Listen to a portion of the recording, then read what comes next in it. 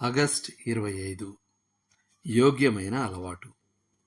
మనం దీనత్వం, నిజాయితీలతో కూడిన వాతావరణంలో జీవించినప్పుడు నష్టం కలిగించగల కొన్ని పనులు మనం చేస్తాం మరియు కలిగే ఆస్కారమున్న కొన్ని అపాయాలను ఊహిస్తాం.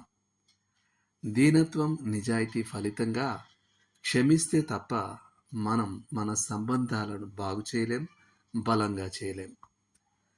ఇందులో నష్టపోయే ఆస్కారాన్ని గుర్తించే పేతురు తన సోదరుడు తనకు విరోధంగా పాపం చేస్తే ఎన్ని మారులు క్షమించాలని యేసు ప్రభువును అడిగాడు. మత్తయి సువార్త 18వ అధ్యాయం 22-23 వచనాలు. 77 మారుల మట్టుకు 490 సార్లు అన్న మన ప్రభువు జవాబు పేతురుకు ఉలికిపాటు కలిగించి ఉంటుంది. అన్ని తప్పులను ఎవరు లెక్కపెట్టగలరు?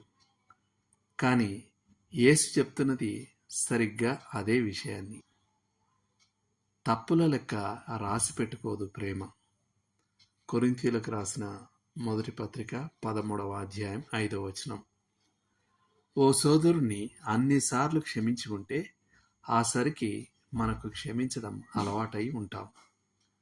అయితే యేసు ఏదో నిర్లక్ష్యపూరిత పైపై క్షమాపణ గురించి చెప్పడం లేదు. క్రైస్తవ ప్రేమ గుడ్డిది కాదు. ఓ సోదరుడు ఓ పాపాన్ని పదే పదే చేసిన అపరాధి అయితే అతడు తన్ను ప్రేమించే, క్షమించే సోదరుల యొక్క ప్రోత్సాహం ద్వారా ఆ పాపాన్ని జయించే శక్తి, బలం పొందుతాడు. ఓ సోదరునికి మనం దోషిగా శిక్ష విధిస్తే అతనిలోని అధిక చెడును వెలికి తీస్తాం. కానీ ప్రేమ, క్షమాపూరిత వాతావరణాన్ని మనం సృష్టిస్తే దేవుడు అతనిలోని అత్యుత్తమమైనది వెలికి తీయడానికి సహాయం చేయగలం. నేటి వచనం. ఎవడైనను తనకు హాని చేసినని ఒకడు అనుకుని ఎడల ఒకరినొకడు సహించుచు ఒకరినొకడు క్షమించుడి.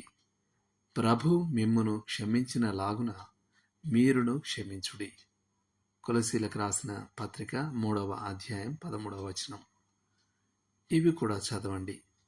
మత్తయి సువార్త 18వ అధ్యాయం 15-23 వరకు, ఎఫెసీయులకు రాసిన పత్రిక 3వ అధ్యాయం 17-19 వరకు, ఫిలిప్పీలకు రాసిన పత్రిక 1వ అధ్యాయం 9-10 వచనాలు.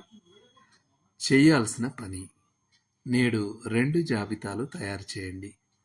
ఒకదానిలో ఈ మధ్య కాలంలో మీరు క్షమించిన ప్రతి సందర్భం రాయండి. రెండో జాబితాలో మీరు క్షమించని సమయాలు రాయండి. తర్వాత క్రీస్తు క్షమించిన విధంగా మీరు ఇతరుల్ని క్షమించేలా మీ సామర్థ్యాన్ని పెంచమని దేవుణ్ణి వేడుకోండి. దేవుడు మిమ్మును దీవించునుగాక. ఆమేన్.